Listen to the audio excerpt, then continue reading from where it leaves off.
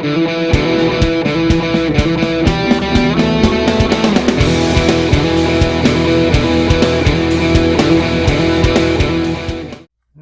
everybody, this is Turk182.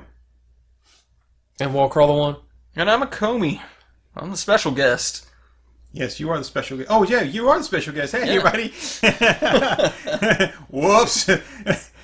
you guys are bad hosts. I am. I don't feel welcome at all.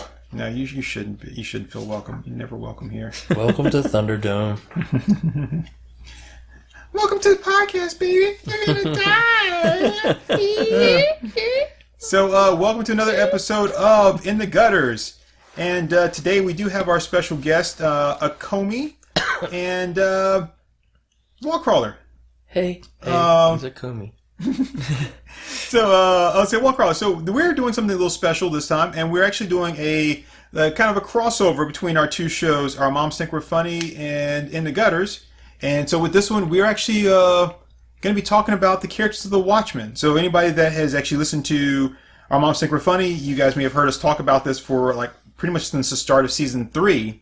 Keep saying that we're going to do some episodes about the characters of the Watchmen and kind of like who they are, kind of just do like a breakdown of each one of them.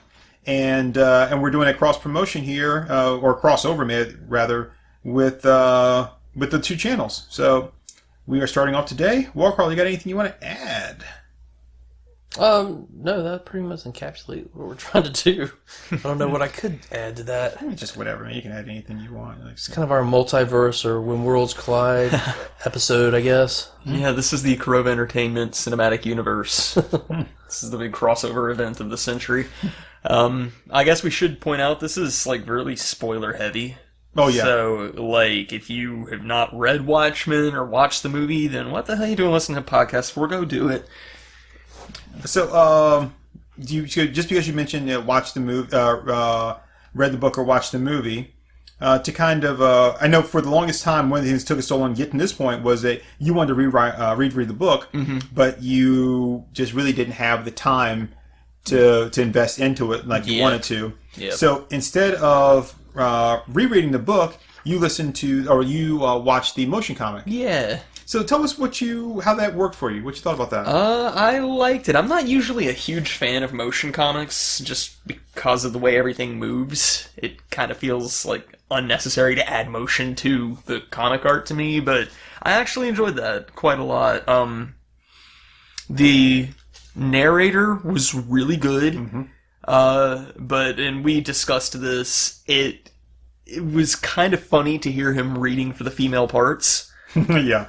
Because, it's like, oh yeah, he has these subtle changes to his voice where it's like, oh, he's got like this sense of detachedness when he's Dr. Manhattan. He gives his voice this rough edge when he's Rorschach, and then he voices Laurie, and it's just like, Mom, I can't believe you would say something like that. And it's like, okay, dude. Now, tell them what you said, or what you texted me. I don't remember what I said. I say a lot of stuff, dude. Yeah, Chad? Oh, yeah. It reminded me of when Clayface disguised himself as the college chick in that one episode of Poison Ivy. He was like, Chad! Chad! I can't believe Chad would do me like that. Have you watched all of Harley Quinn? I haven't watched any of it yet. Oh, man. Oh, it's so good. It is good. And I just finished up season 2 of Harley Quinn, and it's good. It really is good. Yeah, no, that episode where they get onto the Riddler's college campus is so funny. Yeah. But yeah. And I think what made me laugh the most of his female voices was when he did Joey the delivery truck driver. Which makes me sound terrible. But it's just like, it reminded me of Doris the Ugly Stepsister in Shrek 2. It's like, yeah, who's the guy? That was Larry King, wasn't it? Yeah, it was Larry King. So, yeah, that was one of those moments where I just like laughed out loud and then felt really bad about it. It's like, I shouldn't be laughing at that. Well, not to kind of like start carrying the conversation away before you even got started, but just because you mentioned that, I'm always torn. I'm so torn whenever I'm watching like the Venture Brothers and and you got that voice, and I'm like, the Dr. Girlfriend, she's Dr. Girlfriend's so hot, and then she's got that voice, and it's even deeper than like a Demi Moore kind of rasp, or even like a T-Boz rasp, and then it's actually voiced by a guy, which makes me feel even weirder. But at the same time, I mean, if I was animated, I would totally do Dr. Girlfriend. And I'm like, I don't know how to feel about that, man. I love it when the female cartoon characters are voiced by men. It's just so funny to me. Like, there's an episode of SpongeBob where Mrs. Puff goes to prison, and there's, like, one prisoner who's just like, hey, what's for dinner tonight, Puff, Mama Chili? And it's, like, the funniest shit to me. Well, you know, the voice of Linda on Bob's Burgers is done by a guy. Oh, yeah. And then Bart, like, you know... Oh, yeah. Yeah. And so was, oh, crap, what's his name? The stupid smart kid is not that smart. The stupid smart kid. On The Simpsons. Martin Prince? Yeah, Martin. Yeah, Martin's voiced by a woman, too. And so is Milhouse. I mean... Thrill Ho. Thrill House. But yeah, beyond that, I think the only other thing that really stood out to me was when he was voicing the prison psychiatrist for the one who interviews Rorschach. It basically just sounded like he was doing an impression of Stanley from The Office. And so that was a little amusing, but other than that, yeah, no, I really liked it. Like, no actual criticisms here. So, just because you mentioned him, I just want to say something. Like, so the prison psychiatrist, Yeah. I have to say, all in all, he is a pretty shitty psychiatrist. Now, I know generally, like, the people they have, like, they're like public DAs and like psychiatrists that work for like the government or state, doing those things. You know, they don't get paid a lot and they're overworked and they have huge caseloads and blah blah blah. But so I get that. But he was really pretty shitty because he works in a prison and he's talking to Rorschach and he's trying to get him to open up. And then the first time Rorschach's like, "Yeah, there was this crime that happened and this person was killed," and the guy's like, "Oh, like what, dude? You work in a prison Here, of all places." You should be shocked when they don't tell you somebody died. Like, oh wait, no one died in this story. I've got a lot to say about the psychiatrist, but I want to save that for Rorschach's episode. All right. But yeah, it's like I said, listening through this motion comic, I've caught a lot more than I have on previous read-throughs. But today, I think we're talking about the comedian, right? Yes, we are. We are going to talk about Edward Blake. Good old Eddie. So, Wallcrawler, you kind of suggested starting with him because he started the story off. What are your thoughts on the comedian? I think it's pretty cool. Like, you know how these were all based on Charlton Comics characters. You know, that was the original intent. Well, actually, he was going to do DC, but then they didn't want him to do DC, so then he did the Charlton Comics ones. And like, and then they were like, "No, we don't want you to do those either." Yeah. And so you're just going to make them your own, and like, and everyone was like, "Fuck you! I'm going to cast a curse on y'all, Will." And I like the comedian because he, at the end, he sees the joke. You know, like he's like, "Man, I've done some messed up stuff in my life, but even I didn't have see this coming," you know? Right. And like, I just always thought that he was horrible and he had mirth. He's the guy that would be like on Apocalypse Now, blowing the people away, you know? He's just that guy, you know? He's just that, he loves the chaos, but even he had a breaking point. Mm-hmm. And that's why he's like, it's amazing when you can have a character that's so deplorable and you like them still, despite all their faults, and they still have a little bit of humanity. And it just makes him like a very complex character because like you love to hate him, but you like him too. There's something about, because at least he's, I don't know, and it's kind of like America. Like what does it stand for? It's always meant to be something, but it's never been what it's supposed to be, and he knows that, and he's part of the chaos and the horror that it takes to make the thing work, if it even works at all.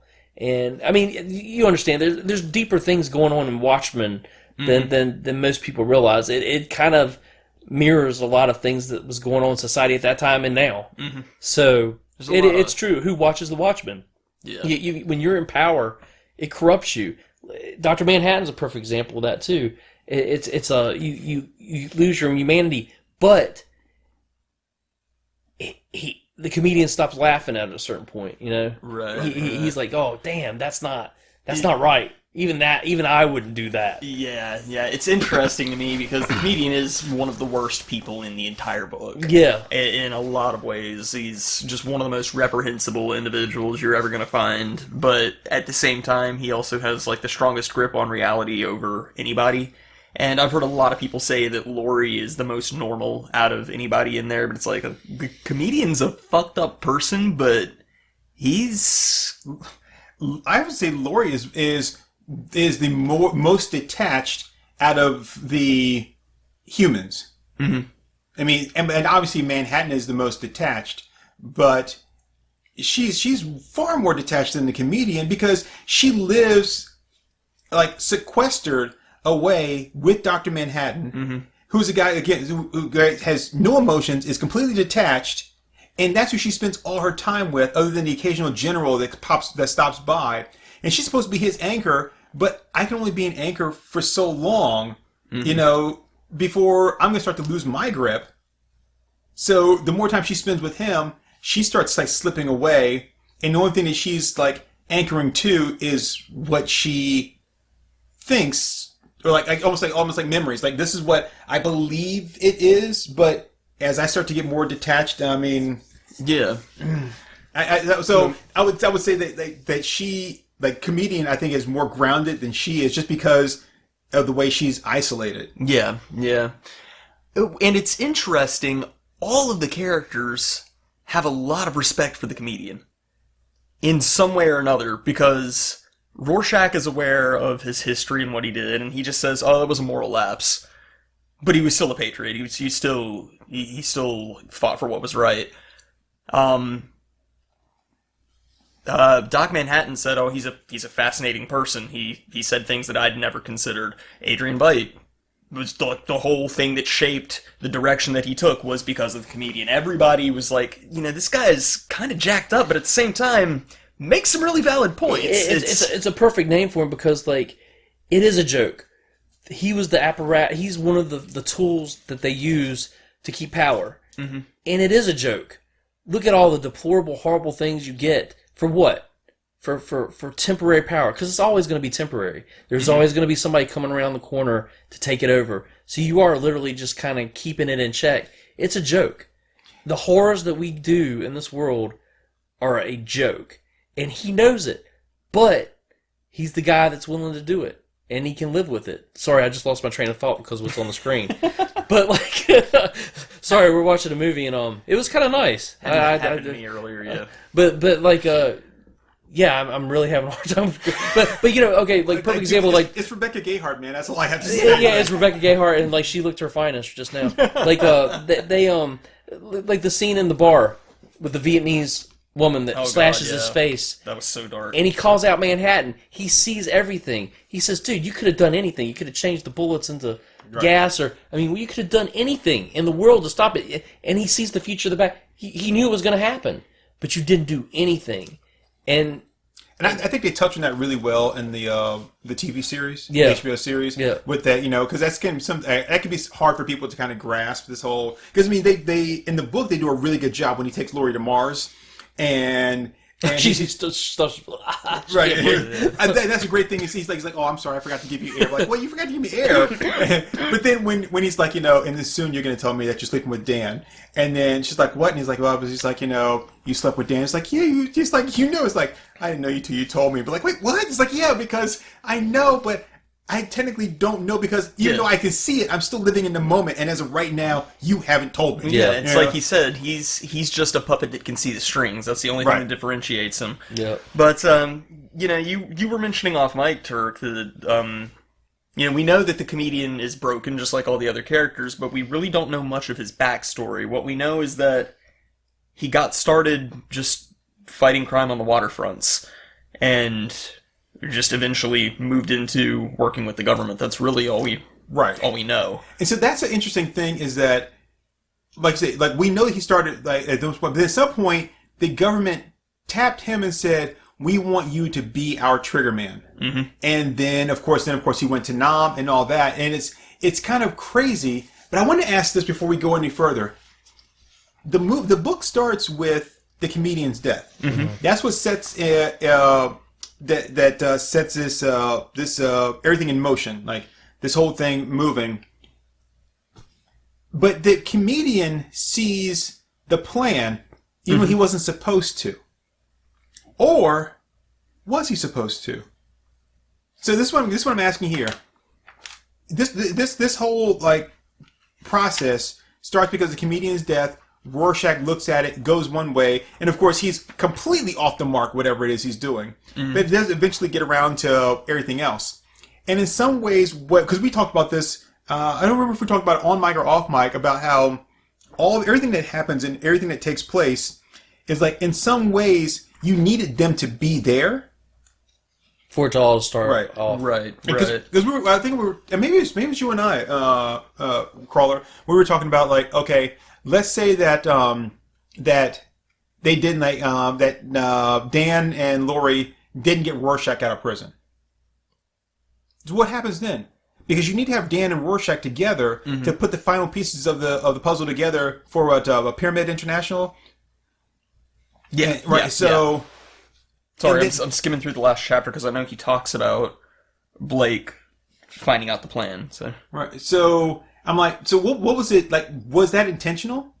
And if it wasn't intentional, then what would the course of events been like? I got a question, because you guys have read it recently. I didn't reread it, and you guys are holding the books in your hand, like with the at the beginning. Well, no, it's fine. Like at the beginning, like does it say? Because we've talked about this before too. When Rorschach opens that panel at the beginning, he didn't realize that Blake was the comedian until that. Mm-hmm. Yep. So why would he be there just for that one guy's murder? Do you see what I'm saying? That's what he tells Dan, is that it's a routine homicide for him. It was a routine homicide until that. Okay, so, that's what I was asking. Yeah. I didn't remember. I read this when I was in 7th grade. I think it's a little more than routine. I mean, it's a homicide, yes. I'm saying it's a little more than routine, just because when before Rorschach is there and the cops are talking about it, and the cop says, obviously this guy, he fell from quite a height, and he splatters down there, and so they're talking about this thing, and they're talking about how big he is, and like he's in great shape for a guy his age. And he's like, no, this Blake guy, the occupant, he had muscles like a weightlifter. He would have put up some kind of a fight, I'm certain. And let's see, is it in here where he mentions? We gotta see where it talks about here. And maybe it was in the movie that they talked about it, but I thought it was in here too, where they talk about about the glass, and this is some pretty tough glass. Oh, forget that strong glass, man. He's like, you tripped against it, even a big guy like that, it don't break. I think you'd have to be thrown. So you're talking about how big he is, how strong he is. He would have had to put up a fight, and then someone had to be big enough, but strong enough to pick him up and throw him hard enough to go through that. Rorschach, even though he doesn't know all that, he knows a body fell, it was busted out that window, and it's a homicide, but it's not your typical I'm gonna push out the window, honey, because I don't love you anymore. You know. Yeah. Yeah, where is it where he's talking to Dan? Because it's just a couple pages after that. Mm-hmm. I think too, like the comedian, I don't know his history, but he's got to be a sociopath on a certain level. I don't think he could do some of the things he did. Yeah. But then I guess he can't be too much of one, because would he have had the emotional response he did? Could that even break a sociopath? You know what I'm saying? Is that the point where even he could do that? But I don't know. I don't think. I think that's the point where he realized this one thing is not a joke. Yeah. It's like he could laugh off a lot of the stuff, and he can laugh off oh yeah, government corruption. Oh, don't ask me where I was when JFK died or whatever. And he can just throw out all this shit. And it's like, oh yeah, I totally covered up the Watergate scandal. Yeah. Yuck, yuck, yuck. But I haven't had this much fun since Woodward and Bernstein. Yeah, but then he sees the island and he sees the plan, and Veidt says at that point he knew. He knew what was happening. He knew that this was going to change the course of world history, and he knew it was going to work. And I think at that point he was like, I can't laugh this off. I can't just brush this off and say it's a joke, and I think that's what broke him. So I will say that there are cracks in him, I think, already. I think he started broken on like a lot of these characters.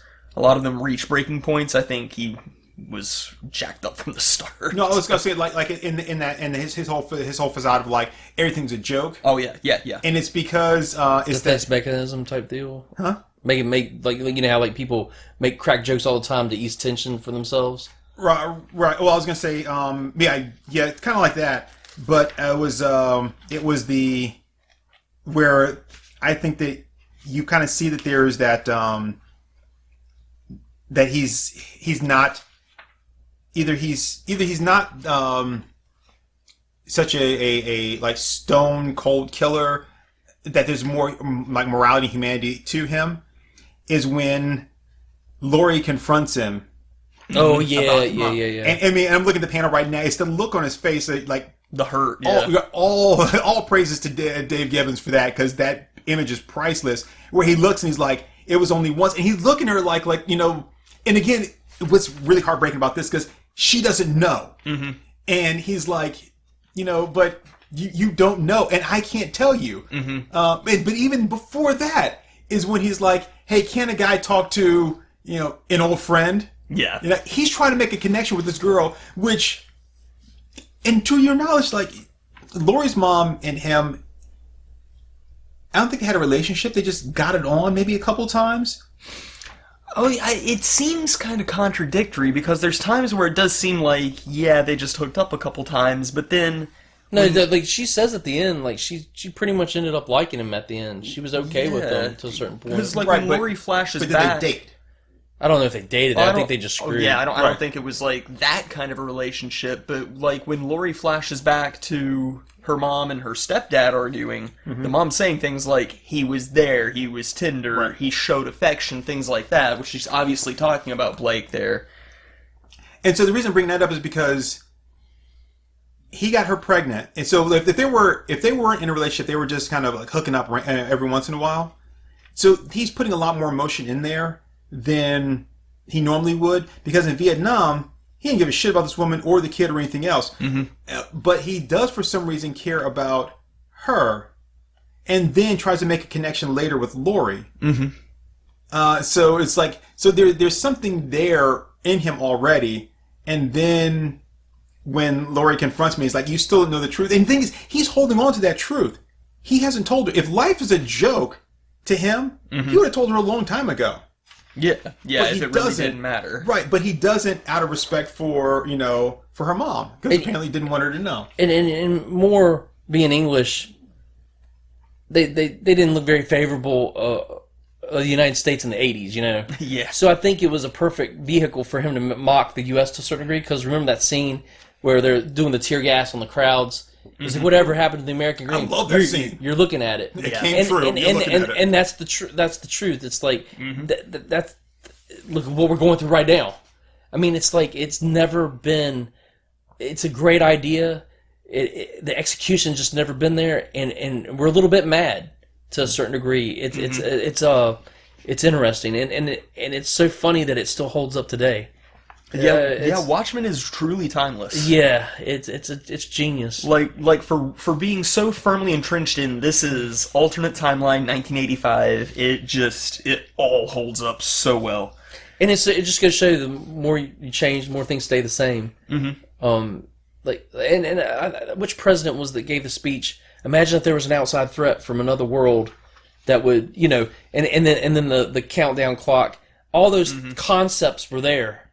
And just tied them together. And that's why this funny book is on list of novels, I mean, like, a best of all time. Yeah. Oh, yeah. Did you notice that? What, the Doomsday Clock in the back? Yeah. I'd never noticed that. There's a lot of, like, little... There's little hidden gems throughout the whole thing. But it's at 10 to midnight. Yeah. It even went back then with the Crime Busters. Yeah. It's at 10 to midnight. That's fantastic. That's incredible. But the Doomsday Clock, all that stuff was in Maybe play. I should start practicing witchcraft. He just used it. It's not witchcraft. That's BS too. I really do believe a lot of that's for show. I really do. Oh, dude, I did. Man, I'm barely a capable Christian. I certainly can't switch religions right now. I can't even be a damn druid. Yeah, no, don't let Alan Moore hear you calling it witchcraft, because it's not witchcraft, it's magic. Yeah. He is practicing magic. I don't think he's of the Hermetic Order of the Golden Dawn, but it's something along those lines. It is. It's magic. I think he's. What did he say? It wasn't even that, because he was like a lizard god. Yeah, entity that he's worshipped, that he made up. Yeah, he and prays that to a snake statue. Yeah, he like he's more of the mind that like you create reality, and like I'm not saying that like a giant squid weird creature exploded in the middle of New York, but like it's got tones of 9/11 in it, like just for the fact of like look what happened when that happened. Yeah. It was very simple. Didn't we come together for that moment for a little while? Yeah. For a little while, and that's the same thing with Watchmen. It happened for a little while. But even when they went and made the show, it was like it didn't last. It's always going to be temporary. So I'm pretty sure this is the only hint we have of the comedian's origins, which it's in the excerpt from Under the Hood Chapter 3, in between chapters, which is not in the motion comic, but that's fine. Yeah, unfortunately those excerpts aren't in there. But yeah, you've got this little snippet from one of these paragraphs. A little after that, the first reports of a man dressed like a moth who could glide through the air started to come in from Connecticut, and a particularly vicious and brutal young man in a gaudy yellow boiler suit started cleaning up the city's waterfronts under the name of the comedian. Yeah. That's really all we have on him. We know that from the start he was vicious and brutal, which is what makes me think he's always been this disenfranchised. You know, a lot of these characters are like, oh, I started off wanting to help people, and then I realized just how terrible the world really is. So, which is pretty much what happened with Rorschach. So he starts on the waterfronts, which at the time were probably mob-controlled. I would think so. So, and for regular people, late I don't 30s, think, yeah. Huh? Late 30s, yeah. So, for regular people, I don't think the action down the waterfront is affecting me that much. I mean, yeah, it's probably affecting things that are like import, export, all that kind of stuff. But other than that, like whatever goes on at the waterfront doesn't affect me in like the city or in my neighborhood, right? Mm-hmm. So, what would make someone like that choose to clean up the waterfront? I mean, there has to be something more to it, like cop, maybe mob guy. Well, obviously, I wouldn't think mob guy unless he was a. But that was the original Watchmen, right? Yeah. Yeah, that was like first generation with the original Nite Owl and the Moth and all those guys. It's like the Golden Age Watchmen. Right. So that's what I'm like, what would make him, even if like you have like the Moth that goes out there and he's doing his crimes and stuff, he's stopping bank robbers. But what would make someone like that go, it's like, I'm going to attack the waterfronts. That's where I'm going to try to clean things up. Like, you have to have some kind of investment in the waterfront. It almost feels like it's just his home turf. I can go with that. And I think because, I mean, I kind of see that same attitude out of the old stories about Jack Kirby. And I think we've talked about that like, when Marvel was just getting started and they were just in a tiny little, office, and it was the same thing. It was in a mob-controlled town. And what the mob would do back then is they would go to people and basically say, hey, we're going to provide your towels, you're going to pay us for it.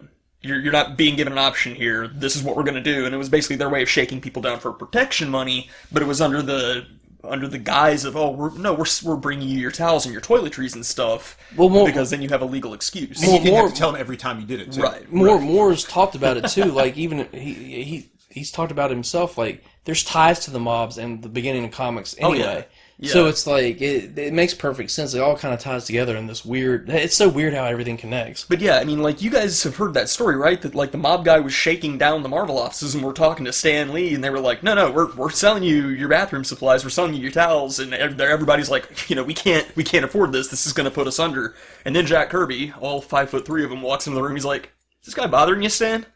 You want me to kick his ass, Stan? I'll show him out. And they're like, dude, this guy's the mafia. He's like, no, he's not doing this. He's getting out of here now. Like, I'll stab him with a pencil. Like, Kirby was a badass. I mean, I'll draw a fucking crack around your junk. Draw a crack line around your body.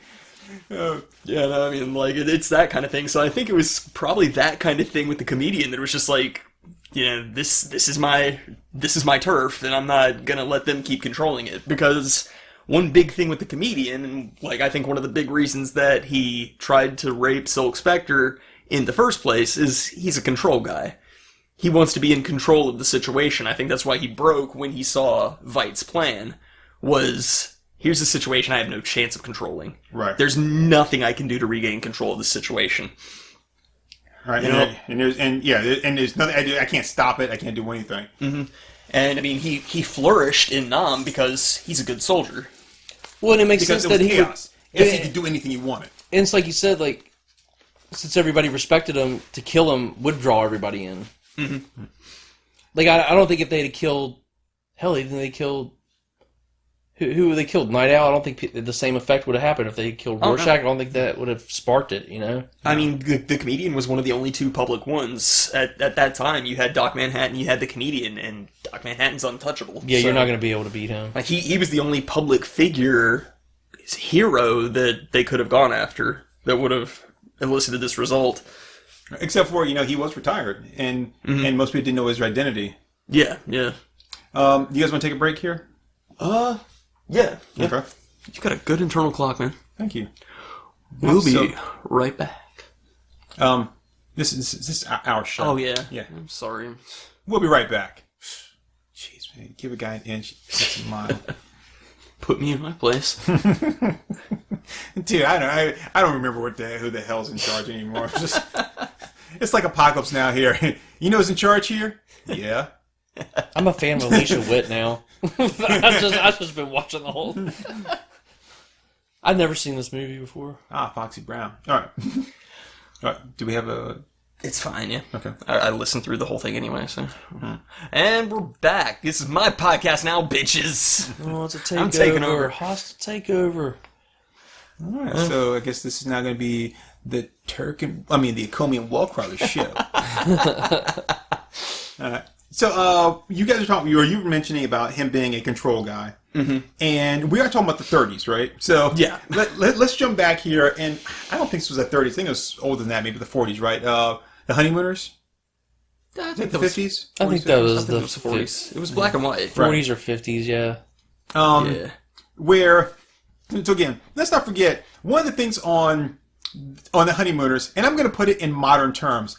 Bitch, shut your mouth. I'm going to knock the fuck out of you. Right? I mean, right. That's really what it was. Bang, zoom. Right? It's like one of these Pow, days. right in the kisser. Right. Yeah. Pow, right in the kisser. Well, pow, right in the kisser. Pow, right in the kisser. I know it's not in the book, because in the book he just threw his tear gas, but that was one thing that really was, it's like jarring. It's like, oh, this is this kind of guy in the movie during the riot scene.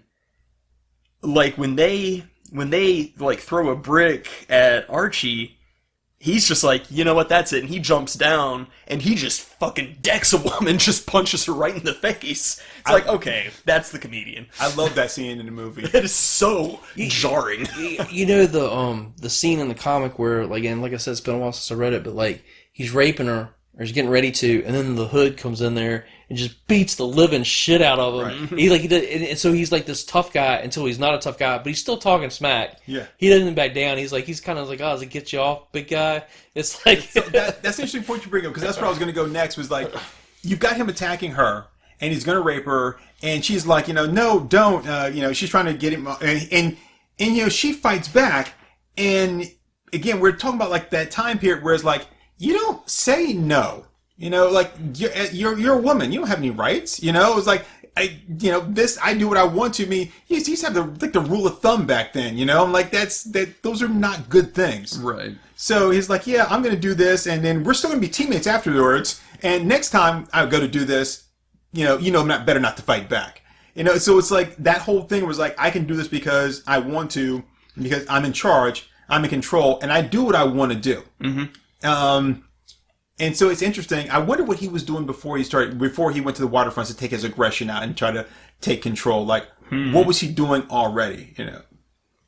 But to what you were saying, Wallcrawler, is when Hood of Justice comes in there. I'm sorry, is it, Hood of Justice, right? Yeah. He comes in there and he starts smacking him around, but immediately, comedian knows him. Well, they've been partners for a while, so he kind of knows him already. And I tend to think that as savage and brutal as he is, Hood is even worse. The Hood is terrifying. Because he immediately calls him out, like you're saying, is like, is this what you like, huh? This is what gets you off, like beating somebody down? He's like, I do it for control. You're doing it because you get pleasure out of it. Mm-hmm. And that's what stops him from punching him and beating him up any further, is because he calls him on his shit. Yep. And then he sits there and he tries to deflect it by saying to Sally, is like, get some clothes on. Yep. Like, I was changing clothes. This guy comes in and rapes me, and now I'm the bad guy here? Yep. I mean, you saw his face, so you know that I was fighting back, but I'm the bad guy here. So, but going back to the comedian, he's this guy that you said he wants control, he needs control, and he wants his way. He wants things to be his way. Somewhere though, that flips to where I don't think it's not so much that he wants everything to be his way, but he wants to have total autonomy to do whatever he wants. So it goes from just being in control to being like, I want to be able to do whatever I want. I don't necessarily have to be in control. I just don't want to have any limits. Right, yeah. He wants no consequences. And I think that's a big reason why he, started on the superhero path, is, he wanted to get to this point of being untouchable. And then he uncovered the plan. It's like, oh shit, I'm not untouchable. Even more so. I'm sorry, what were you going to say? No, I was just wondering, when he's beating her up, I'm wondering, had they already been together? No, not yet. That hadn't happened at all yet. Mm-hmm. Because when Laurie and them confront, because she's telling him to go away, and because when you see her when she's older, I don't want to get too, but some women are into some of this stuff. Right. I mean, I'm not saying that it's normal, but it could be foreplay for some people, is all I'm saying. Yeah, I don't. The way that this is this done, is pretty brutal. Yeah. But I was gonna say what you were saying, Acomi, was that when he sees the plan and what Ozymandias is going to do, I think what really breaks him at that point, because like you said, he can't stop it. It's in motion, right? And even, he knows he puts it all together. It's all right there. He knows that's what's going on. He knows he can't stop it. But I think what hurts him even more is that he realizes how much of a hand he played into this because of his whole, I want total autonomy. I want to be able to do whatever I want. He helped to shape and move and just grow this chaos to the point where Ozymandias felt like he had no choice but to do this. Yeah. So it's like, you don't like what I'm going to do. You can't stop it, but I want you to, but it's like, you realize just how much you're responsible for this. Do you consider you created this monster? Do you consider the show canon? I do consider the show canon. Because if it is, it gives the Hood of Justice part. You know what I'm saying? Yeah. That adds to it. It really does work the way they did it. Yeah. I know Alan Moore wouldn't consider it canon, but I know. But yeah, of course, I think so. Nowadays Alan Moore's like, stop reading comics, so Yeah, he's a hypocrite. I mean, I like the guy. He's a genius. Don't get me wrong. I love everything he's done for the most part, but he gets on my nerves a lot because I think he gets mad about money. And then he doesn't care about money. You can't have it both ways, man. He's a contradiction. It doesn't. He really has nothing to complain about. Really, he did a lot of the stuff himself. He needed a business manager is what he need. I think Alan Moore's thing is he's like a reverse Samson. Like, when his beard gets too long, that's when he starts to get out of control. So you just got to trim that beard up. Somebody's like, okay, now I'm sane again for a while, and I can think clearly. But then when that beard starts to grow out too far, he's like, woo! We gotta wait till November's over, and then yeah, November's like the worst month, man. That's like being like a werewolf under like an eclipse or something. It's like, oh shit. Shave the beard off, and he just like drops the axe, and he's like, woo! Wow, must have dozed off there for a minute. What I miss, guys? Alan Moore, Magic Beardo. But even after this, though, I wonder, did the government come to him, or did he go to the government? I don't know. I think that's in one of the excerpts from Under the Hood. I think. Because I feel like they solicited him, but, oh, shit. Hold on. I know it's Chapter 3 because there's that picture, or Chapter 4, there's the picture of him in the South Pacific. Okay, here we go. Yeah, it looks like,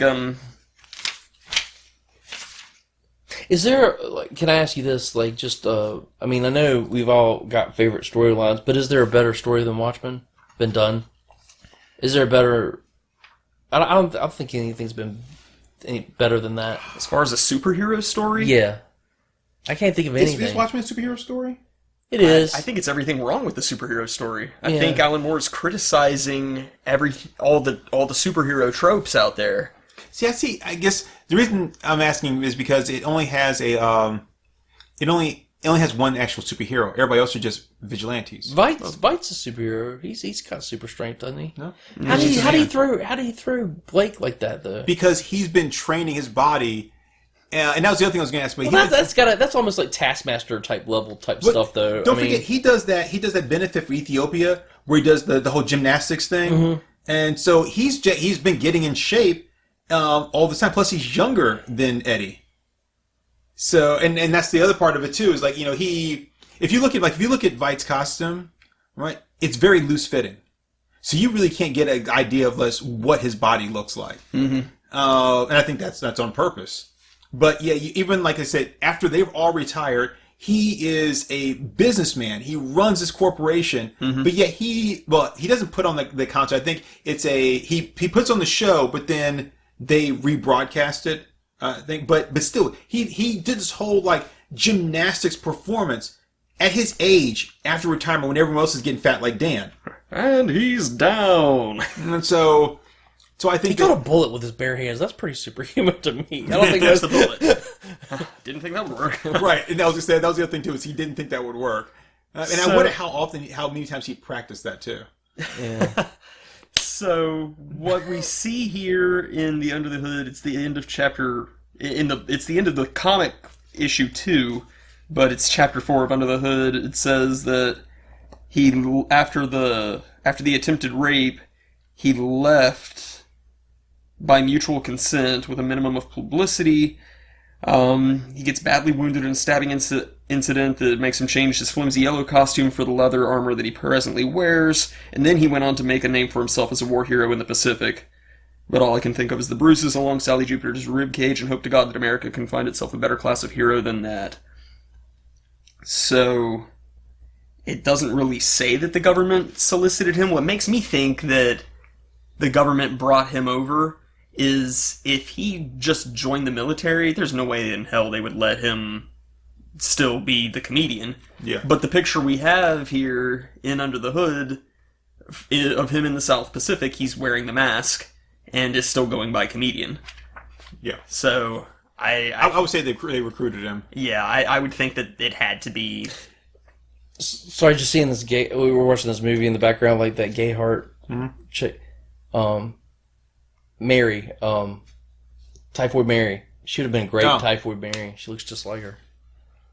So, and the reason, so I was asking that because of the change in the costume. Mm-hmm. He doesn't come across as a very patriotic guy, but I think that they recruited him, and here's a guy who has very violent tendencies. Yeah. And they're like, we can put those to use, especially as the times change. So, the waterfront's been cleaned up for the most part. We don't have that same kind of problem there. The mob is under control for the most part. That shaking people down in the same way. But we need a man of your talent. And he changed his costume. And I'm wondering if at that point he started carrying a gun. Yeah. Because at some point he did, and he became really good at it. So I wonder if after the stabbing incident is when he does that. It would almost have to be. And he goes back out there. So now, my next question is here. At the very first meeting of the Crime Busters, you got, was it Captain Metropolis there? Mm-hmm. And they're all meeting, and Vite's there, and Blake is there, and he's not really, comedian's not there. He's not really paying attention. Then he gets up, and he's like, okay, look, you guys are all stupid. Which, I wonder why he even showed up. I'm thinking it's because Laurie was there. Oh, yeah. I think, too, that's just his personality. I think he just did it to shit on him, to be honest with you. I think he just to mess with him. Yeah, just to be a dick. I could see that. I could absolutely see that. Maybe a twofer. So, obviously, when he says all this stuff there, and then Veidt is like looking at him, is like what? And we know that's where he started looking at the world differently. Veidt did. Mm-hmm.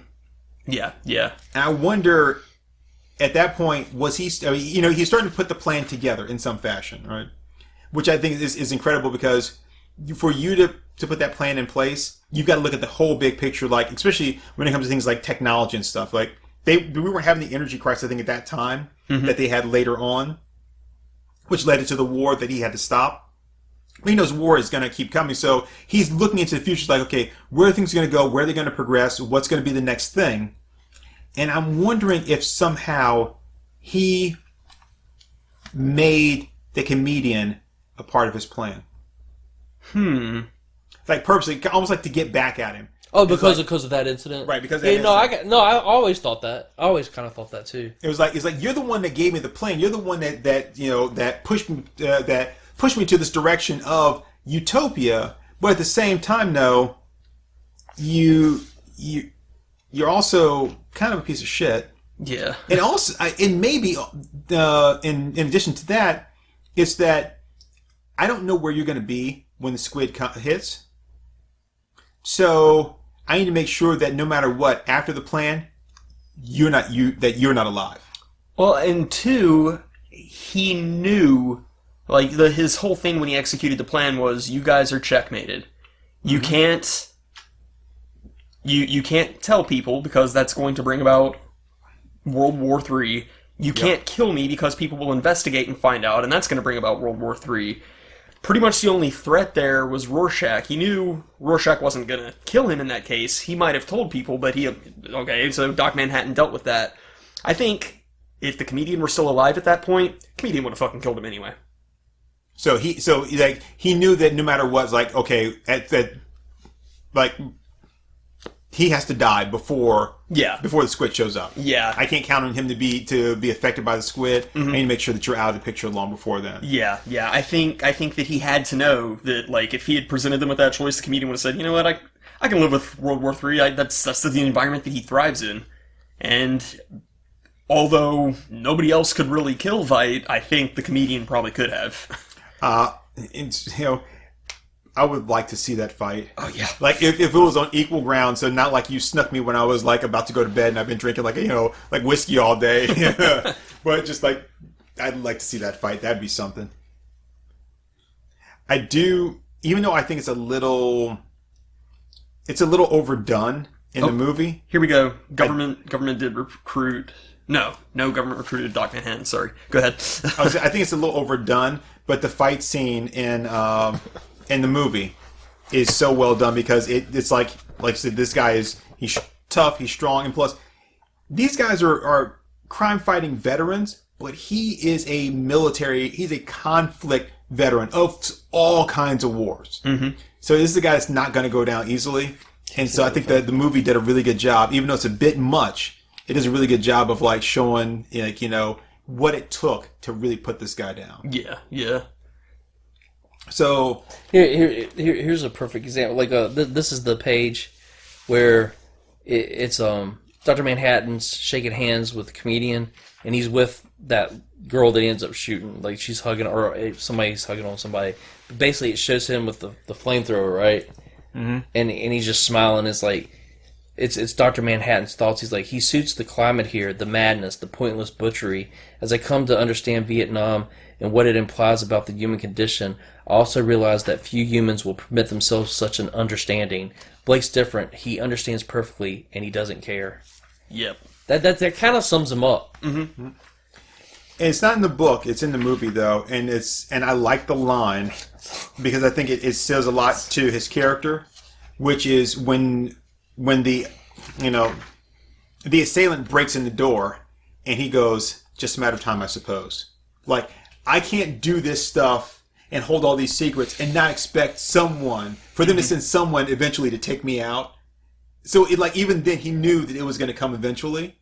Or, in the case of him seeing Veidt's plan, he knew that someone was going to come to take him out. In this case, then, he would have had to know it was Veidt. He would have had to know it was him. So I was going to go to the next thing here, which is the Vietnam scene. when he kills the woman. Oh god! And they're talking about that. That's a hard damn scene to watch. Yeah, and read. So here's a guy who's been in conflict all over the place. And this Vietnam is different than our Vietnam because they win. they win. So that's what makes it different. So it's not like it's the real world Vietnam where things are horrible conditions and you got people like the troops over there and they're fighting. And there's like Manhattan comes and people. It says people want to surrender directly to him. Mm-hmm. So it's a completely different Vietnam, but he hates it. He hates it. And he's fought in all kinds of different places, and I'm sure they've all been like fairly horrible. But he hates it, even though he's pretty much. I mean, it's. And I wonder if he hates it because there's not enough conflict. Because Manhattan did, because Manhattan changes the game. Yeah, he seems to be a little bit bitter about that. Yeah. I mean, because some people are geared towards that. Mm-hmm. It's that's their natural habitat. Well, Veidt calls him the perfect fighting man. It's like Blake is the perfect combatant.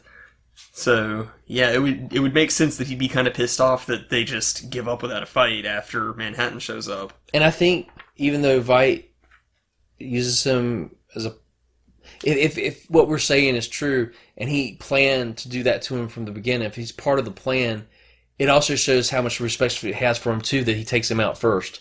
Yeah, yeah. So he's. I mean, there's not a bad character in Watchmen. It is a beautifully written story.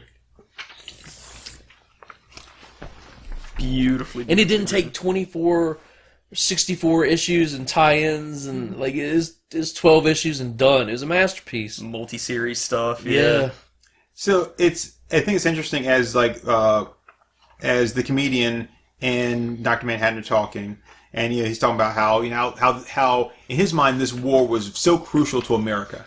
Mm-hmm. This war was so crucial to America, and I'm assuming it's still because of the whole communist thing, or I think more than anything, it was crucial to America because it was one that we shouldn't lose. Normally we're fighting in wars against countries that are somewhat equal to us when it comes to like the strength of the country or the firepower. Mm-hmm. It's our military versus their military. But then in Vietnam, it was like this should have just been easy. We should have just been able to just walk all over them. And he says, if we had lost this, I think it might have broken the country. Right. And so he sees that part of it, but at the same time he's like, yeah, but this is kind of almost like a waste of my time here. And then you show up and you're almost like, it's almost like having Dr. Manhattan there puts me out of a job. Yeah. It's like, there's no, like, you are the big, like, walking nuclear deterrent. You're everything and you're American, you know? So like God is real and he's American. Right. So I think in some ways he hates him, but then on top of that is when he shoots the woman because he says everything's a joke and I'm just the guy who's playing along with it, and I think a part of that is so here's a guy that starts off fighting on the wharfs, and then he moves into like straight like vigilante, he moves into more of the city like vigilantism. And then he starts working for the government.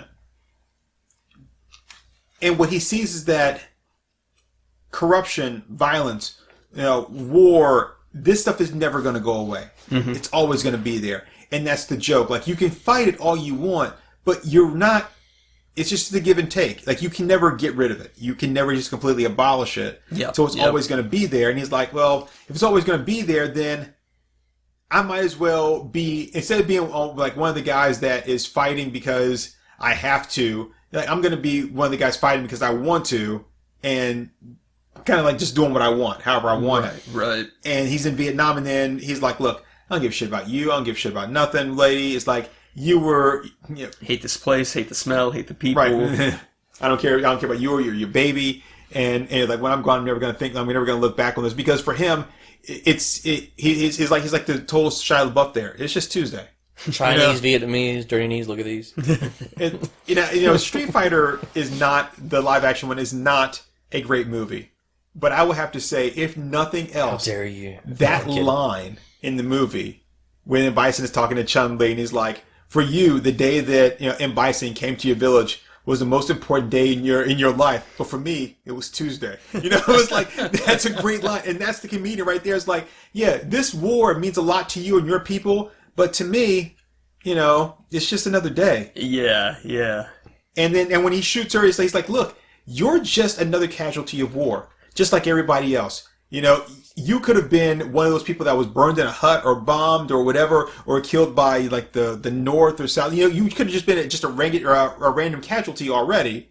So whether I kill you now or whatever, it doesn't mean anything. And then so with Dr. Manhattan standing right there, and he's like, okay, what?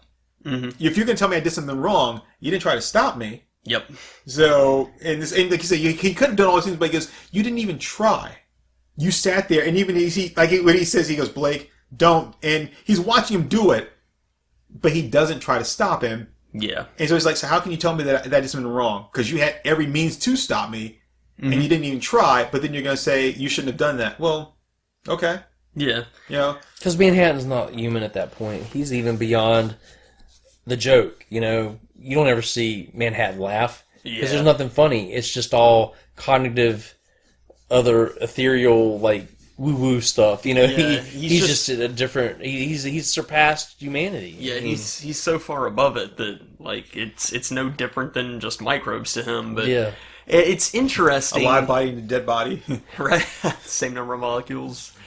Yeah, but it's interesting because Blake, whenever there is a figure more powerful than him, his MO is to figure out what makes them tick. And it's like, I know I can't outmuscle you, I know I can't control you, so I'm basically just going to figure out how your brain works so I can use that to my advantage. And it's the same thing. Yeah, he guns her down, but he immediately knows Manhattan's not going to stop me. And I can call him out on the fact that I know he's not going to stop me. At this point, he's been around Manhattan long enough to know he's a fatalist. Right. Manhattan, as far as he is concerned, the future's predetermined. Everybody is just pawns going about predetermined motions. Well, and like you said, knew that. Like you said, he's been around him. Like that scene. That's one of the most iconic scenes in the whole book, where he's like towering over a Vietnam jungle and just frying him so good. It's just like, so he's still fighting for America or whatever that means, And then like he's still on our side, I guess you say. Mm-hmm. But then like Blake seeing his little cracks in the facade, he's like, "You're not here, man. You're not here." And it's so cool, like how you see like with Laurie, where he makes the multiple versions of himself and stuff. It's like you're detached at that point. You're not part of the process anymore. You're pretending. Yeah, and at that point he even admits to her, he's like, "I'm sorry, I don't even know what you like anymore. Like I don't know what you want out of me," because it's like, I can't relate to you on that level. That requires humanity. But yeah, I mean, like, it's the exact same thing he does with Manhattan there in Vietnam, the exact same thing that he did with Hooded Justice, when he's like, yeah, this is what you like, this is what gets you off. That's what he does when he's outclassed by somebody, is I'm going to figure out where you're mentally the weakest, and I'm going to exploit that. Because if I can't kick the shit out of you and control you that way, then I'm going to kick the shit out of you mentally and control you that way. When he talks to, what's the guy Blake breaks into Moloch. Yeah. Oh yeah. When he busts into his place and he's confessing what he's seen, how did he find out again? I can't remember. Did he go there? He was in a plane. He was flying over it. And he looked down at he looked down on the island, I think, and he saw, I know he was flying over the island somehow, and he saw the missing scientists and artists and stuff, right? He saw like buildings and structures, and so he went down to investigate and found the scientists. So he found out what the plan was. Okay. Yeah. Okay. Yeah. So basically, he's starting to find all these missing people, and then he stumbles across. And that's and that's a big thing. It's like, these people are missing. No one knows where they are, but they're not missing. Mm-hmm. So it's like, so if you're missing, but you're not missing, what the hell's going on? Can I ask you this? He found out the plan. He knows Weitz did it. He doesn't go after him, even though he thinks it's insane. does on some level he know that it's going to work? I think, well, it's Vite, so I think he knows it's going to work. Yeah, okay. Yeah. Or at least that's what Vite said. He said that the comedian knew everything, saw everything, and understood that this is going to work. We can't stop this. And again, I think he also realized that the hand he played in it, and so he knew, or in some ways he felt like it had to happen. He had to let it happen. And that's the ultimate victory. That was another victory that Vite had. He made a comedian cry. That's kind of... Well, he's no Pagliacci, but... Yeah, no, I know, but that's the... That's one of the best scenes in Untouchables, man. Where, like, he leans in, and he's, like talking to him, he's like, and he's watching the opera and stuff. Like, that was so awesome. De Palma. Yep. Yeah, and because we couldn't remember it earlier. Yeah, no. And I thought about it, but I didn't want to do it like 20 minutes later. I was like, push it. What is it on your brain? Sometimes it's like that little circle on the computer screen. It's like beep. Oh yeah, the buffering. Yeah, yeah. It's interesting. During the riot scene, he talks about how he thinks everybody involved is crazy except him.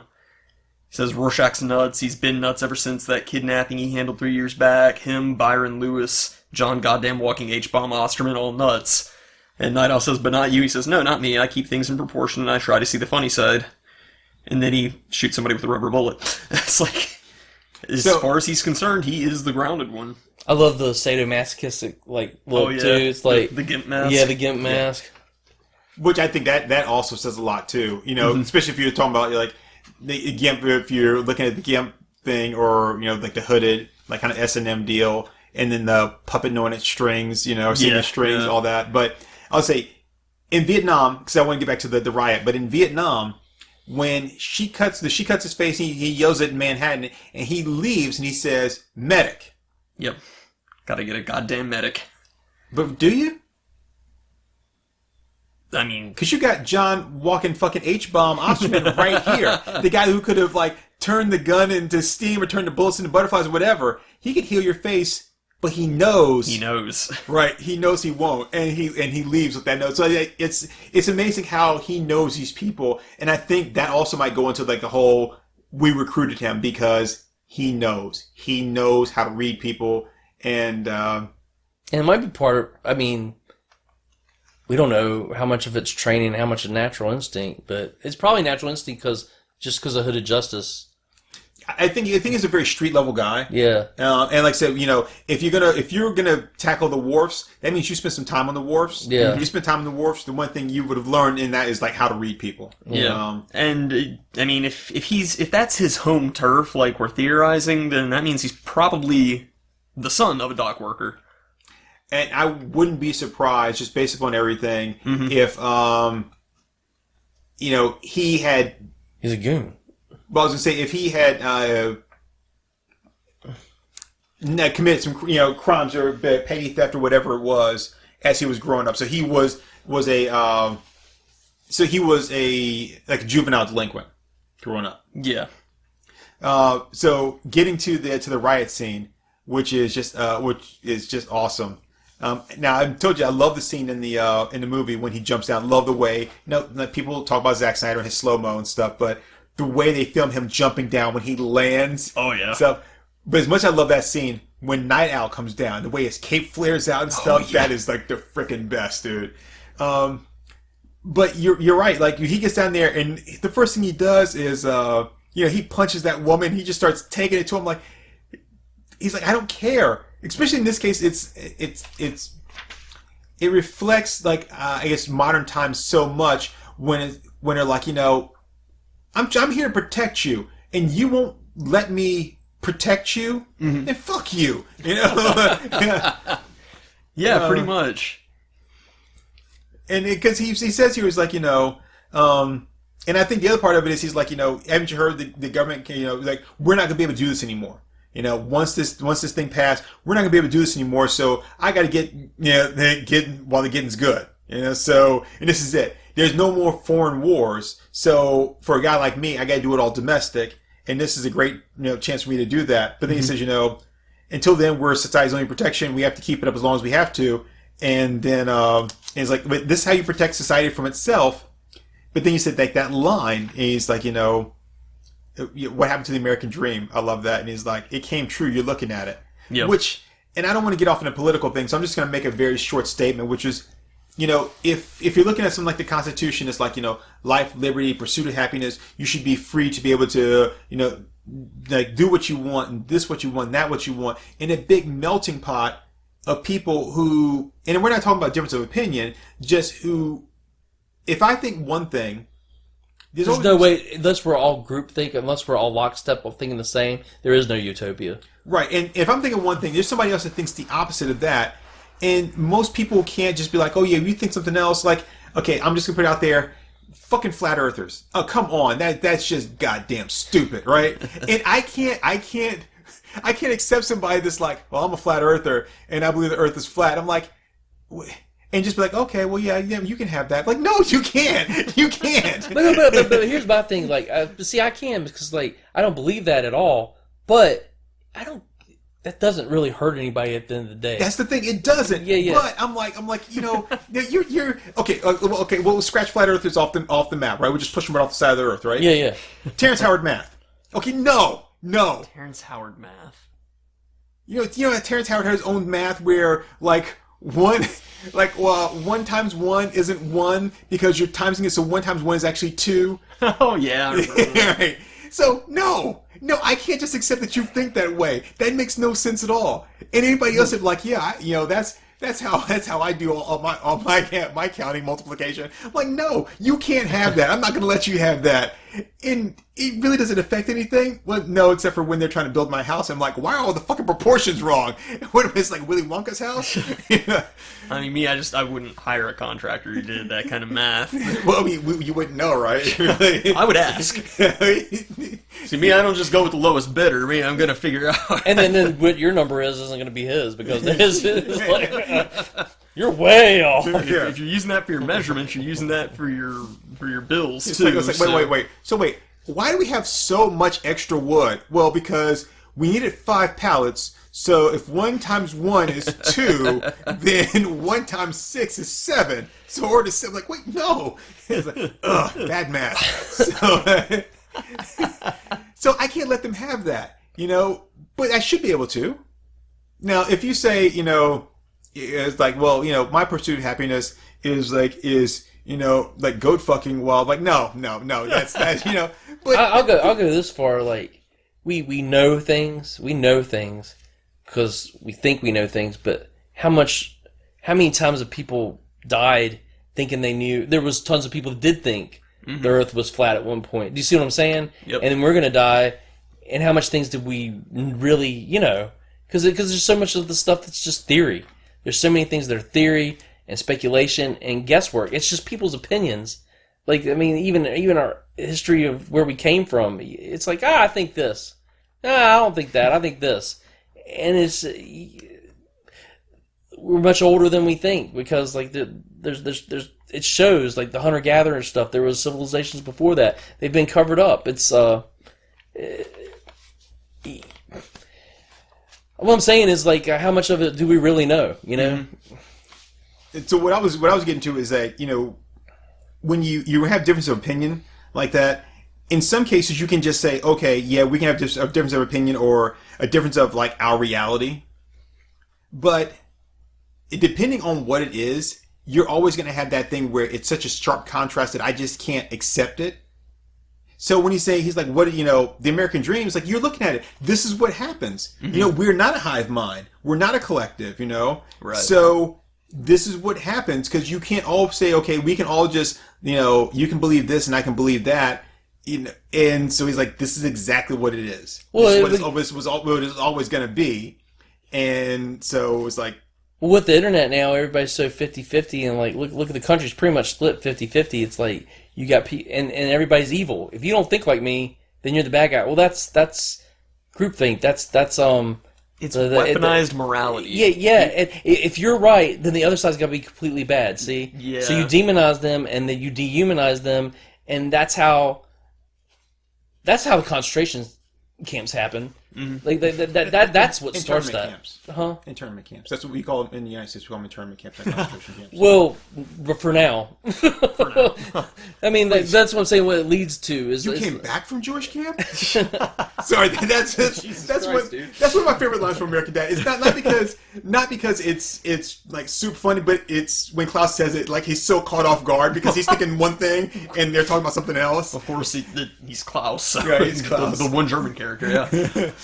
But no, these are the German scientists from World War II. But that's the thing is like when Comedian Again is like he's one of these guys who are like, yeah, you expected this whole thing of like to be this kumbaya moment, like the melting pot. We can all just melt together, like like you're making like a queso dip. It's like no. What you're doing is just you're it's more like an oil and water thing. You can shake us up, and we're gonna look like we're mixed.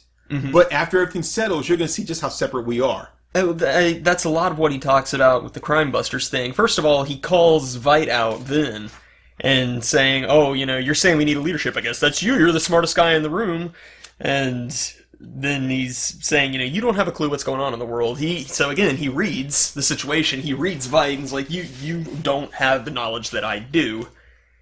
And then he's like, all of you people here are a joke. You hear Moloch's back in town, you think, oh boy, let's gang up and bust him. Do you think it matters? Do you think that solves anything? So, like, at that point, he's reading people. He's still calling them out on their weaknesses. And I don't want. Well, I guess if you haven't read Watchmen, it's been 34 years. I mean, it's like I'm sorry, but if I'm spoiling it for you, but like that's the thing about Veidt is what he's saying might makes right, because not only is he the smartest guy, he's obviously the most physically fit. Oh yeah, and he's the guy that's willing to do the things that he needs to do to get to do this. Yeah, I mean, look how much effort and planning. So in the end, does might make right?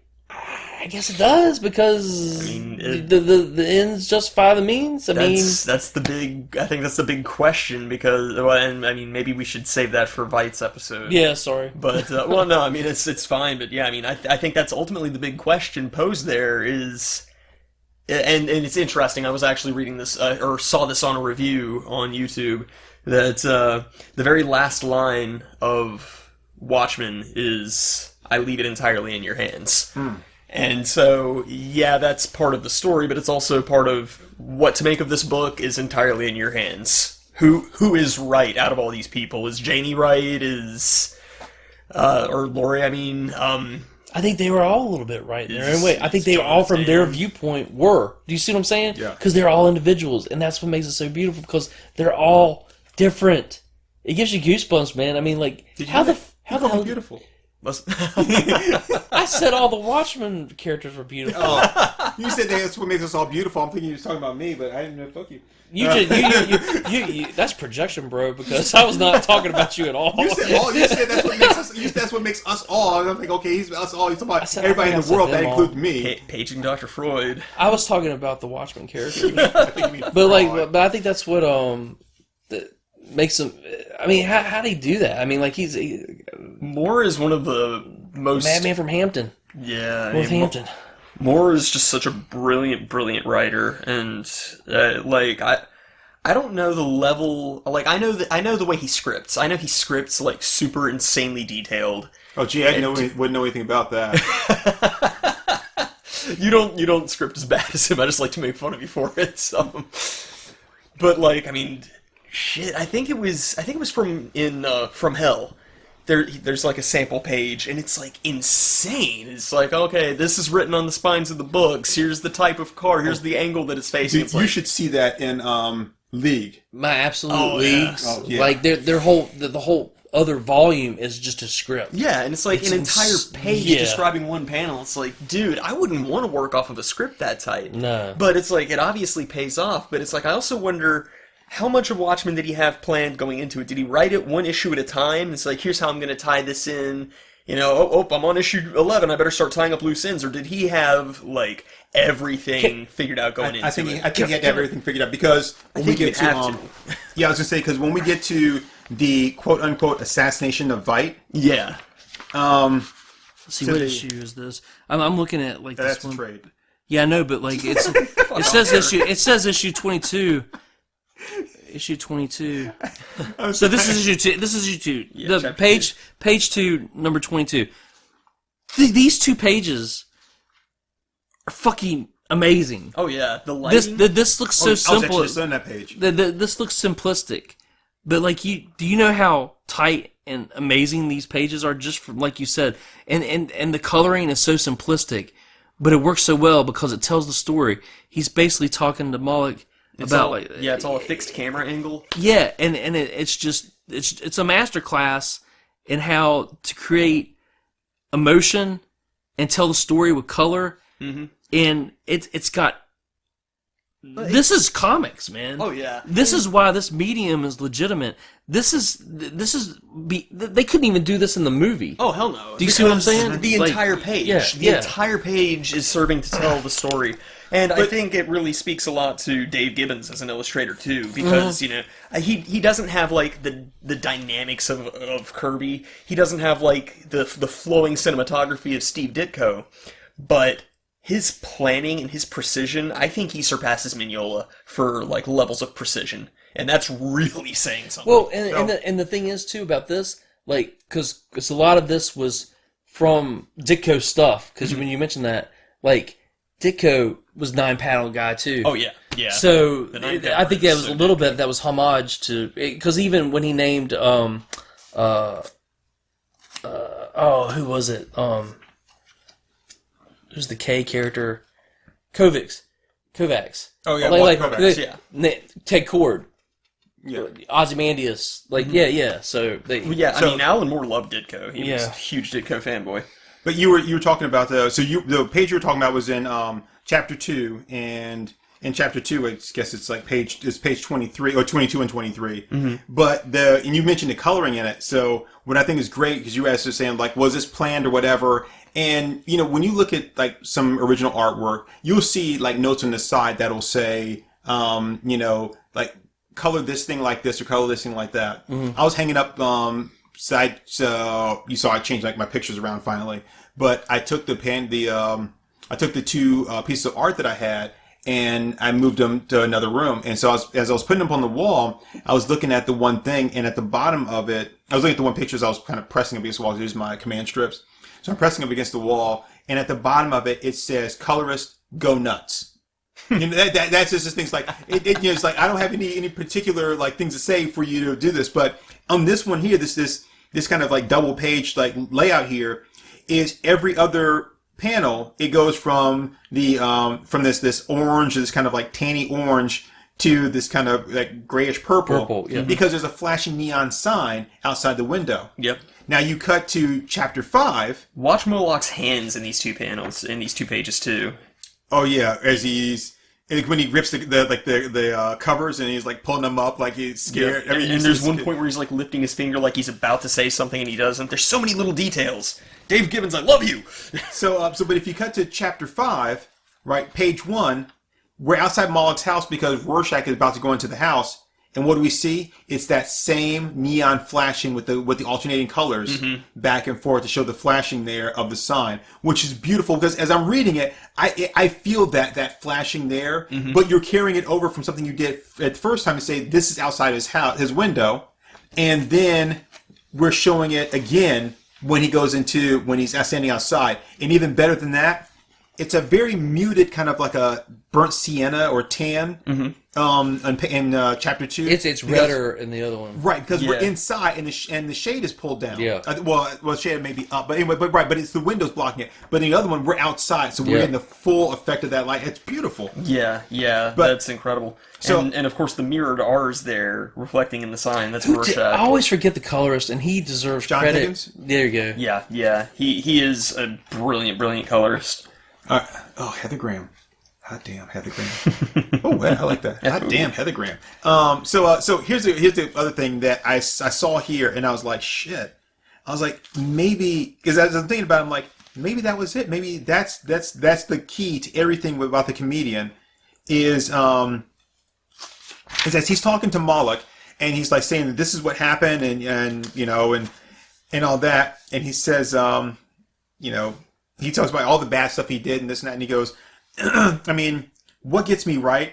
What gets me is I need never have looked out of the airship window. At that moment, never seen the goddamn island, never got involved. He was there you are, you son of a bitch, right? And he's like, it stinks. He's like, I mean, what's funny? What's so goddamn funny? I don't get it. Somebody explain it to me. So we described here, you started off, but you described here as the comedian is a guy that sees the strings. Mm-hmm. I think when he looked out the window and he saw the island and then he investigated the island, he then saw the puppeteer. And that's what scared him. Yep. It's like, it's one thing to know that I'm a puppet and someone else is controlling me, but then when I see who the puppeteer is, mm-hmm. and then that's when I lose all control. It's like I never had control. If there's as a puppet and there's just strings there, I can just imagine whoever I want being in control. Mm-hmm. And I can maybe even imagine myself being in control. You tell yourself that all the time.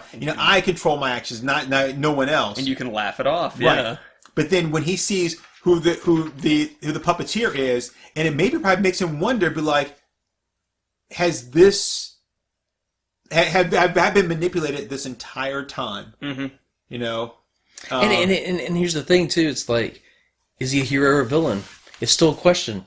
Because, you could say he's a villain, but then at the same time, his plan worked. He stopped maybe more bloodshed mm-hmm. by doing what he did. So it's like, and then that's the whole question. Is like, God's on earth. Yep. Like who's in really control? And it's like basically is Vite at the end? Is he what's ultimately the authority? Not even Vite's sure about that. Because he's going up to Manhattan saying, I did do the right thing, right? And Manhattan's like, dude, I don't fucking know. Yeah. He's like, I'm getting out of here. I'm looking up that humanity. But yeah, it's bitch, you're asking me? I think it kind of goes back. We were talking on one episode about the Incredible Hulk, and there's that one, maybe it was like 350 or something like that, or 300, where the Hulk confronts the Russian guy. So it's a Peter David issue, and I think it was the Dale Keown issue, where when they're doing the gamma bomb testing, and they're doing the testing, and then Rick Jones drives into into the test field, mm-hmm. and then Banner says, "Stop the countdown! I got to go get this guy, out of here." And so he goes out there to do it. So that's why, as David was kind of retelling the story or whatever, that's why he ran out there, but he told him to stop the countdown. So mm-hmm. he technically wasn't in any fear until he gets out there and he's like, the countdown hasn't stopped. They didn't stop the countdown. And he throws him in there. But prior to that, he was like, hey, you need to get out of here so we can do our testing here. But it wasn't like, I got to get out there real quick. He was like, no, you do what the smart person would do is stop the countdown. But the guy didn't do it mm-hmm. because the guy that was his kind of partner in this was this like Russian spy. Yeah. And so he was Igor, right? Huh? Was it Igor? Something like that, yeah. So he was going to let Banner get killed so that he could take the secrets. But of course, Banner didn't get killed and all that. So he later confronts him in this issue, and he's like, look, you made me the Hulk. Everything you did here, you made me the Hulk. And he's like, I have done such horrible things as the Hulk. I've destroyed cities, I've destroyed lives. I'm sure I've accidentally killed people. I've done all kinds of horrible stuff there, and it's all your fault. Mm-hmm. And the guy says to him, he's like, yeah, but you've also saved people too. Don't I get credit for that? Yep. And I think it's the same thing when you look at like Vite. It's like, or comedians, like, is he a good guy? Is he a bad guy? It's like, I don't really, because he has saved people, mm-hmm. and maybe I didn't do it in the way you wanted me to, but I still did it. That kind of thing, I always go back to that Daffy Duck quote where it's like, you can question my methods, but you can't argue with my results. Mm-hmm. So, I mean, I think I'm going to go back to the last line of the book many times during these reviews, which is I leave it entirely in your hands. It's like it's ultimately up to the reader to decide, is Blake really all that bad or what? I think he was a violent guy that was given the carte blanche to indulge his violent tendencies. And then he realized that the nature of the world was kind of like Terminator Judgment Day, like the nature of the world or of humanity is to destroy themselves. Mm-hmm. And then he was like, it's kind of one of these where, like, it's kind of like when you joke about death, right? And you joke about death, and you joke about it because Yeah, right, death. right, because you're like, yeah, well, who cares? I mean, I'm probably gonna be dead tomorrow anyway, right? Because you know that your life is finite. Mm-hmm. But then if your doctor called you up right now and said, hey, you've got incurable cancer, that you've got 2 weeks to live, you stop joking about it. Yeah, that's when you start making the meth. Well, I mean, that's when you start making the meth because, well, you got the shaved head and stuff. But I mean, at that point, it's like, it's always been a reality, but you were able to kind of push it off and not really think about it. But now you don't have a choice but to think about it. Yep. And it changes everything. Oh, yeah. And I think that's how he was. Is like, I think a lot of parents would say the same thing about childbirth. That's just a hunch, but yeah. But I was just like, it was always that thing where it was like, yeah. It's like, violent people, violent things. It's like, eventually we're going to cause the world to end. And then he's like, oh, you mean tomorrow? Oh shit. It's like, I thought I knew I was going to play a part in it, but I didn't know I was going to ride this missile all the way through. Yeah.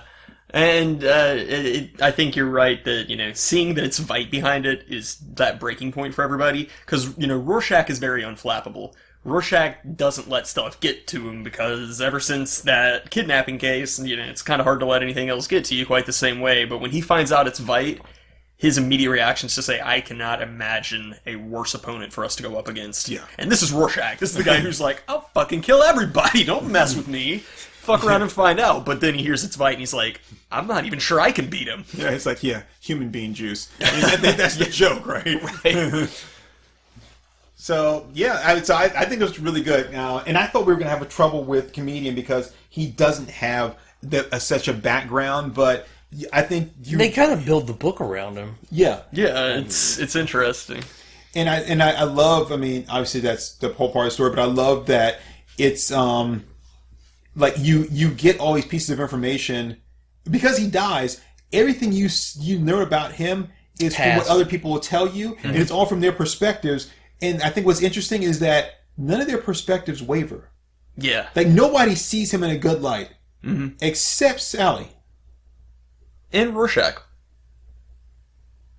Rorschach said this man was a patriot. He died fighting for his country. Well, that's true.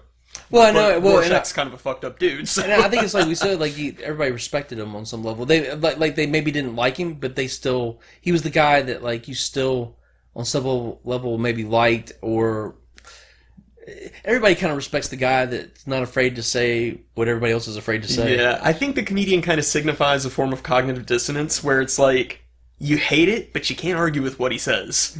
And so it's like, all these guys are fighting for superheroes for a lot of the same reason that we're all into superheroes. It's like you want to believe in a greater good, and then he proves that there's not a greater good. And it's he's the mirror in the essence that he sees who you are too. They see him for what he is because he's not holding back. But everybody that thinks that they are something else, he sees them better than they see themselves. Yep. Right? Like they're not hiding anything. Yeah. Yep.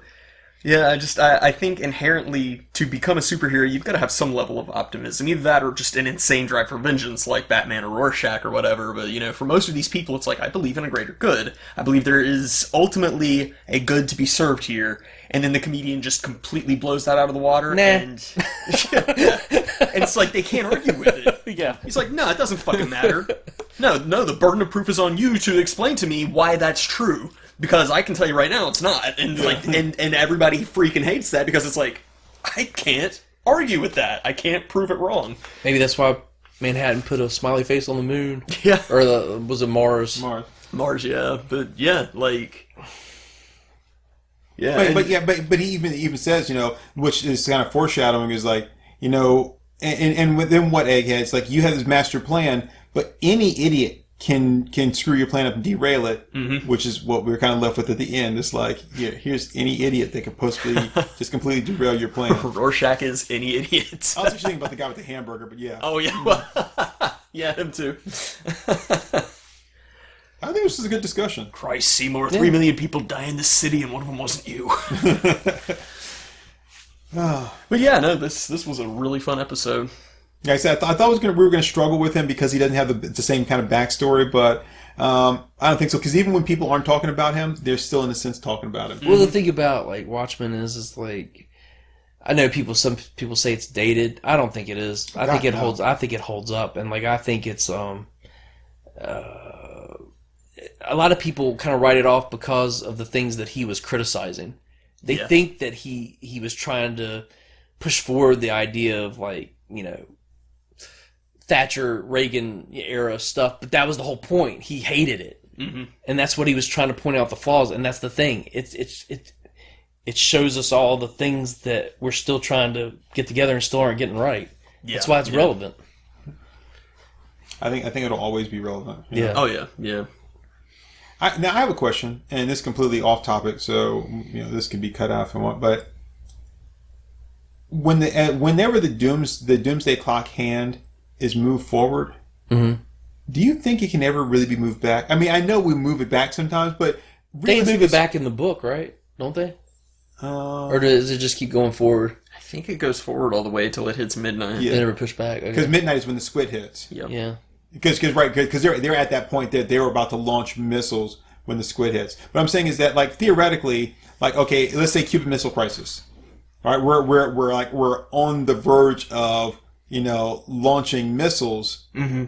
and then we stop. We say, okay, the terror level has gone down. Let's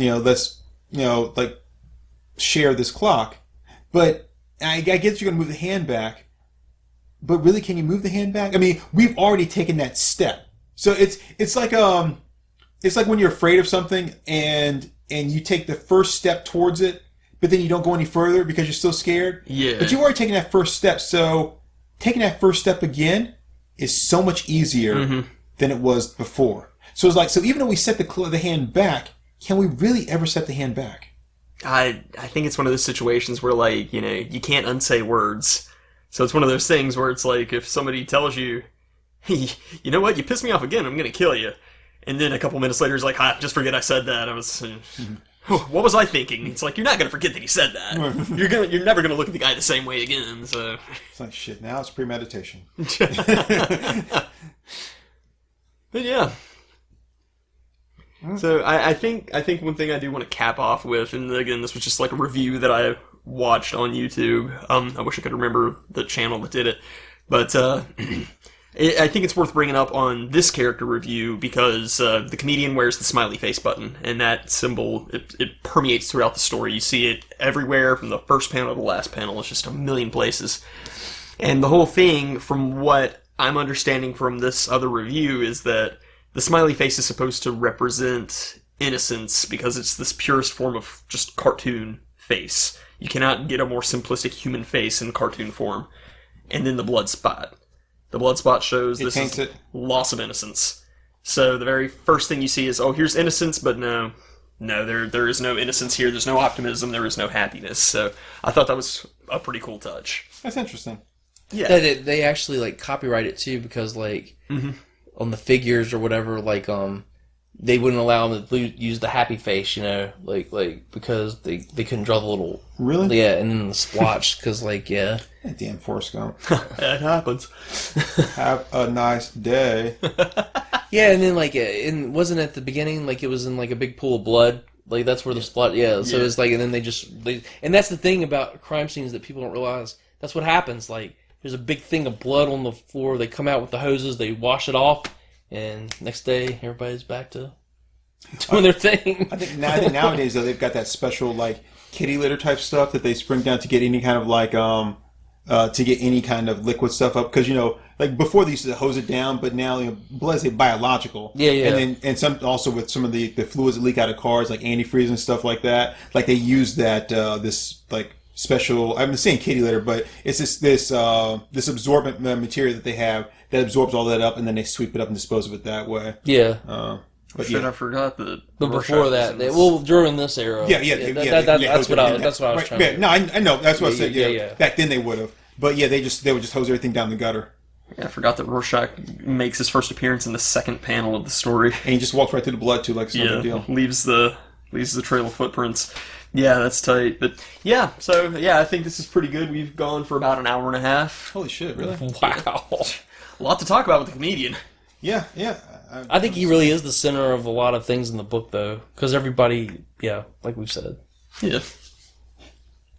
He's the character who's the least in a vacuum, I think. Because there's some characters who are just, like, not impacted by the other.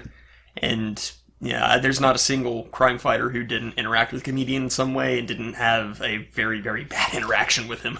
I think everybody gets their time, but I think comedian, Rorschach, and Manhattan maybe overshadow some of the other ones. Because I think Nite Owl and like Silk Spectre II, they get their time, but like it's not quite as much. And then of course Vite, even Vite doesn't get that much because it's because there's a reason. Yeah, he's very much a background player. Yeah, it's also, I think they're more detailed and in depth than the other people, because the other ones I think are really easy to be like Vite is like, oh, poor little rich boy. Yeah, it's like, and then you look at some of the other characters, like they're really, even though there's more to like their reasoning behind that, it's very easy to just be able to say, oh well, it's just this thing right here, or a version of that. So, Yep. All right. Well, thanks everyone for taking a listen. This is the first episode of our kind of look into the Watchmen characters, and when this was the comedian, and I'm not quite sure which one we're going to delve into next, but please join us here. Actually, I guess the next episode we will be doing on Moms Think We're Funny. I guess so. Yep. Yeah. And then I will ask you to and come. then Wallcrawler will be the guest. And then we'll ask you to come back here to In the Gutters for the next Doomsday episode Clock. after that. Shifting worlds again. Screaming infidelities. All right. My name is Turk182. And you can always find me here in the Drift. You can always find me here doing this podcast, In the Gutters. Or sometimes you can find me on Our Moms Think We're Funny. And you can find me, I don't know, probably daydreaming about something. I don't know. I'm on social media at T_Erk182. Yeah. No, you can find me on social media at Turk182_KE. KE stands for KorovaEntertainment. Or does it? I think it does. Does it not? Kill everyone. I thought that's what it meant. Okay, well, geez. Now that you told everybody, I guess it kind of does. Sucks for you guys. Yeah, and, I'll be out there sometimes doing something, whatever. I mean, honestly, I really don't have much to say. If you really want to hear what I have to say, it'll be on the podcast. Wallcrawler. I'm Wallcrawler One, and I'm on painting. I've got painting graves on Comixology, PAYNE, and then I'm Wall_Crawler One on Instagram, and I post pictures, and sometimes they're related to our podcast, and sometimes they're not. And I'm Acomi. I'm a bad influence. I tell kids that smoking is cool, and I play rock music really loud for them to hear. It's okay to tell the truth to kids. I think that's great. I mean, stop with all that Santa Claus Easter Bunny shouldn't be like, look, smoking is cool. Rock music. And if you were cool, you would smoke. Right. And rock this music, is Ozzy Osbourne. Listen to him. Rock music is from the devil, but that's what makes it so awesome. If it wasn't from the devil, it wouldn't be cool. Have you ever heard anybody rock out on a harp? I didn't think so. And then I do a kickflip on my skateboard, and I roll down the sidewalk. That's right. And I guess you can find me on social media at Acomi Draws. And if you pay me money, I'll draw stuff for you. So, just that. Yeah, but it'll probably be a prospector. We'll talk about him sometime. Bye, everybody. Bye, everyone. And, hey, as always, live fast, love hard, die with your mask on.